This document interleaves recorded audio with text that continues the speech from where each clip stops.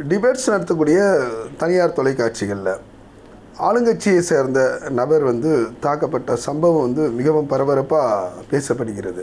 எனக்கு ஆரம்பத்துலேருந்தே ஒரு கருத்து உண்டு.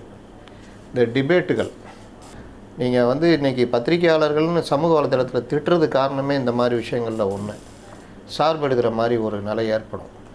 அப்போ என்ன ஆகுதுன்னா, ஒரு டிபேட்டே இப்போ எப்படி கிண்டலுக்குரியதாக மாறிடுச்சுன்னா, பத்திரிகையாளர் போர்வையில் ஆளுங்கட்சி ஆதரவாளர், சமூக ஆர்வலர் அரசியல் விமர்சகர் போர்வையில் ஆளுங்கட்சி ஆதரவாளர், தோழமை கட்சிகள் போர்வையில் ஆளுங்கட்சி ஆதரவாளர், அப்புறம் ஆளுங்கட்சியை சேர்ந்தவர், நெறியாளர், 5 பேர் ஒரு பக்கம், இந்த பக்கம் அதிமுக இல்லாட்டி தாவேகா இல்லாட்டி பாஜக, இந்த 3ல் யாராவது ஒருத்தர் போய் மாட்டிக்குவாங்க.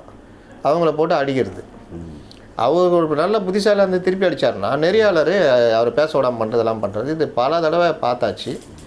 இந்த விஷயத்தில் போய் நம்ம ஏன் நிலை வித்வான்லாம் மாட்டினோன்னு கும்பிடு போட்டு வரலாங்கன்ட்டேன். இது டிபேட்டுன்றது எரிச்சல் மூட்டுற விஷயமாக பல இடங்களில் ஒரு தடவை எங்கள் வீட்டிலே பக்கத்து வீட்டுக்காரங்க என்னங்க என்ன பிரச்சனை வீட்டுக்குள்ளே, இல்லைங்க டிவியில் டிபேட் பார்த்துன்னுக்குறேன். அப்போது டிவி டிபேட்டும் பிக் பாஸ் சந்தை கடை மாதிரி ஆச்சு. அது மாதிரி ஆச்சா பூச்சான்னு அது கத்துறது யார் கத்துறாங்களோ அவங்க சிறந்த டிபேட்டு.